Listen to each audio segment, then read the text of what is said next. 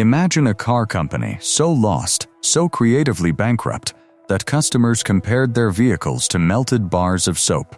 Now imagine that same company, just a few years later, producing a sedan so striking that valets in Beverly Hills parked it next to Ferraris. That is not fiction. That is the real story of the Chrysler 300 and how one audacious bet changed American automotive history forever. By the early 2000s, Chrysler was drowning in its own design philosophy.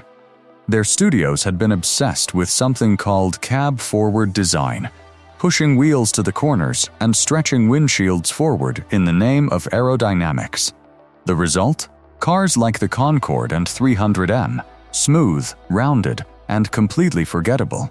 But the problem ran deeper than styling. It came down to something designers called the prestige gap. On a BMW or Mercedes, that long stretch of metal between the front wheel and the front door quietly communicated power and sophistication. It told you, without words, that the car was rear-wheel drive and expensive. Chrysler's front-wheel drive architecture left almost no gap at all. In consumer testing, when people were shown a prototype with a longer rear-wheel drive style nose, they assumed it cost $5,000 to $6,000 more, even though the actual difference in build cost was only a couple $100s. That single insight changed everything. Chrysler knew that without a radical departure from everything they had been doing, the brand was finished. The solution started deep inside the engineering department. Following the 1998 Daimler-Chrysler merger, engineers in Auburn Hills suddenly had access to a remarkable library of German hardware. Rather than building from scratch, they went straight to the Mercedes parts bin and selected only the best. The 5-link independent rear suspension came directly from the W211 E-Class. The steering rack and front suspension geometry were borrowed from the legendary W220 S-Class, and the transmission, the W5A 580 5-speed automatic, was originally engineered for Mercedes V12 turbocharged sedans. It was nearly bulletproof, capable of handling enormous torque without complaint. By blending these proven German components into the new LX platform, Chrysler dramatically reduced the risk of launching a rear-wheel drive sedan for the first time in years. Then came the design. Ralph Gilles walked into Chrysler's studios with a vision that broke every internal rule. He wanted the new 300 to look like a fortress.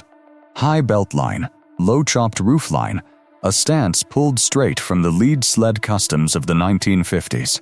Executives pushed back hard, worried that the small windows and aggressive proportions would make the car difficult to see out of and harder to park.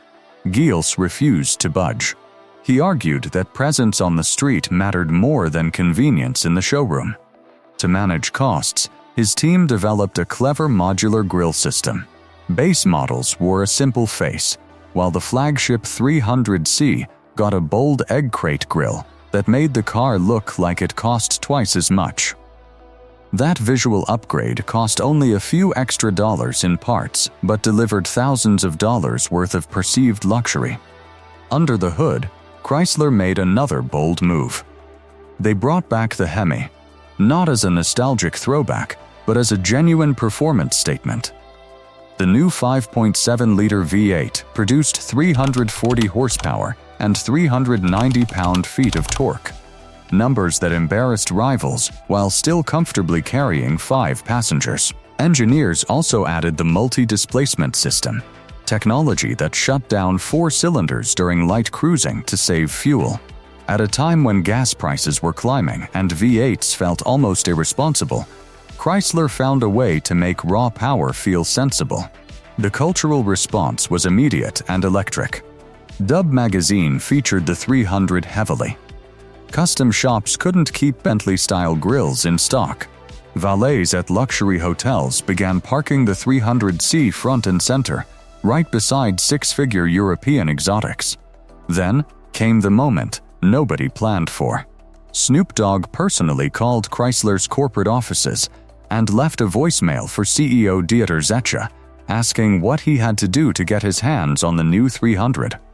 No deal, no payment, pure enthusiasm. Chrysler's marketing team paired him with legendary CEO Lee Iacocca in a series of commercials that blended Detroit authority with street credibility. Overnight, the 300 had genuine cultural cachet. In 2005, Chrysler sold over 144,000 units. That revenue funded the SRT-8, revived the Dodge Charger, and brought back the Challenger. All of them built on the same LX platform that the 300 pioneered. While Ford's Crown Victoria died in 2011 and the Chevy Impala faded into rental fleets, the Chrysler 300's rear-wheel drive bones survived for nearly 2 decades. One car, $1 billion gamble. It didn't just rescue a struggling brand, it kept the American muscle sedan alive for an entirely new generation. And in a world full of lookalikes, that is exactly what a legend looks like.